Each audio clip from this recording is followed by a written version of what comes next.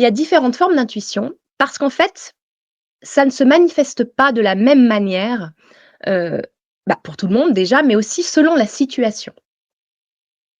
Vous avez déjà ce qu'on appelle l'intuition corporelle. Alors l'intuition corporelle, c'est une forme d'intuition qui passe par le corps, d'accord? Vous pouvez ressentir des sensations physiques comme, ça peut être une tension, ça peut être une chaleur, ça peut être, un frisson aussi qui vous traverse. Par exemple, quand, vous vous apprêtez à prendre une décision et que soudain, vous ressentez, je ne sais pas, par exemple, un poids dans le ventre, comme en fait une alerte physique, d'accord? Donc en fait, le corps, il va réagir, encore une fois, avant même que le mental ne l'ait compris. Ça, c'est une intuition corporelle. Je ne vais pas vous détailler toutes les, heu, toutes les formes d'intuition corporelle qu'il pourrait y avoir parce qu'il y en a beaucoup et vraiment ça dépend de chacun. La deuxième forme d'intuition qui peut exister, c'est l'intuition émotionnelle. Et alors celle-ci, elle est beaucoup plus difficile à cerner parce qu'elle peut justement être confondue avec des émotions classiques. L'intuition émotionnelle, elle se manifeste par des émotions très subtiles. C'est pas du tout des émotions classiques comme de la peur, de la joie ou de la colère par exemple, hein, mais plutôt une sensation d'inconfort léger, comme une sorte de malaise ou bien sûr à l'inverse, une sérénité vraiment profonde. Imaginez que vous pensez à un projet et vous ressentez instantanément une tristesse, mais une tristesse vraiment diffuse. C'est pas une émotion intense, d'accord? Sans raison apparente encore une fois. Eh bien ça, c'est votre intuition émotionnelle qui parle. La différence vraiment avec les émotions ordinaires, parce que c'est vraiment pas facile de faire la différence. Les émotions ordinaires, elles sont souvent, vous savez, accompagnées de pensées qui justifient pourquoi elles existent. Par exemple, je suis en colère parce que, ou je suis triste à cause de. Alors que l'intuition émotionnelle, elle n'a pas de raison apparente. Elle surgit vraiment sans contexte et surtout sans explication mentale. Il n'y a pas de parce que ou de pourquoi. D'accord? C'est vraiment un ressenti brut qui ne se justifie pas. L'intuition émotionnelle, elle est là pour vous guider, hein, même lorsque l'émotion est désagréable d'ailleurs. En fait, elle va vous pousser doucement à revoir vos choix, à ajuster vos actions pour, comme on dit, rester aligné. Et l'émotion réactionnelle, qui elle est une émotion donc dite classique, elle peut détourner, bloquer ou même amplifier des peurs ou des pensées irrationnelles.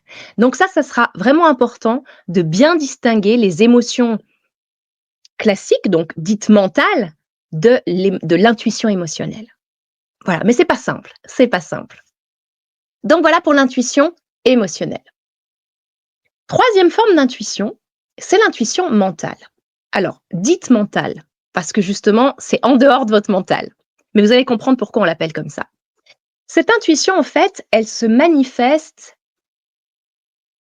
par des idées ou des réponses soudaines, en fait, ça surgit comme ça d'un coup. Vraiment, c'est une idée qui passe.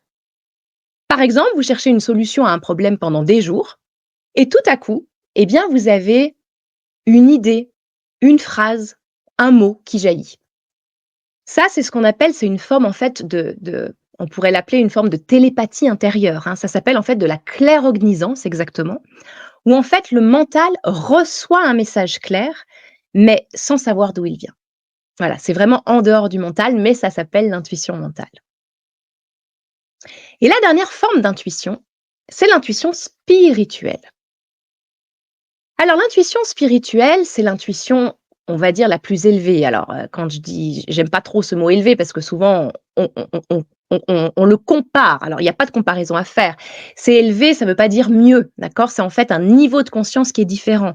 C'est une ouverture au monde subtil. C'est tout, vraiment c'est tout. Et cette intuition, elle passe par des visions, par des rêves ou aussi par ce qu'on appelle, vous savez, des synchronicités qui se répètent. Comme si en fait, l'univers essayait de vous envoyer un message. C'est vraiment votre connexion à des plans plus vastes, souvent perçus comme une clairvoyance ou comme une clairaudience. Je vais revenir d'ailleurs sur ces termes juste après. Voilà donc les 4 formes d'intuition que l'on peut retrouver. Donc l'idée, ça sera, effectivement, bah, déjà d'une part d'essayer de trouver la vôtre, sachant qu'il peut y en avoir plusieurs, de trouver la vôtre pour déjà commencer à mieux l'apercevoir. Voilà. Et puis il faut savoir aussi que, les formes d'intuition justement que je viens de décrire, elles peuvent s'exprimer sous ce que l'on appelle les capacités de clair ressenti. Et ça va dépendre de ce qu'on appelle votre canal prédominant, hein, ça c'est des choses que je vous apprends par exemple dans les ateliers, en lien avec vos 5 sens, d'accord? Donc vous avez ce qu'on appelle, vous en avez tous entendu parler, vous avez ce qu'on appelle la clairvoyance, donc c'est-à-dire la vision claire.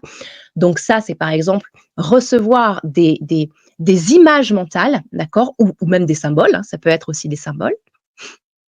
Vous avez également la clairaudience, donc ça c'est l'ouïe qui est claire.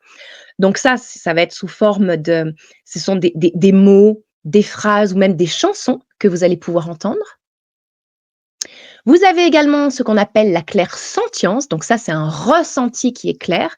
Donc ça, en fait, c'est pareil, il peut y avoir pas mal de choses, mais on peut ressentir des énergies, on peut ressentir un lieu, on peut ressentir une personne, on peut ressentir également les émotions des autres, parfois même en recevant des odeurs, voire même des goûts.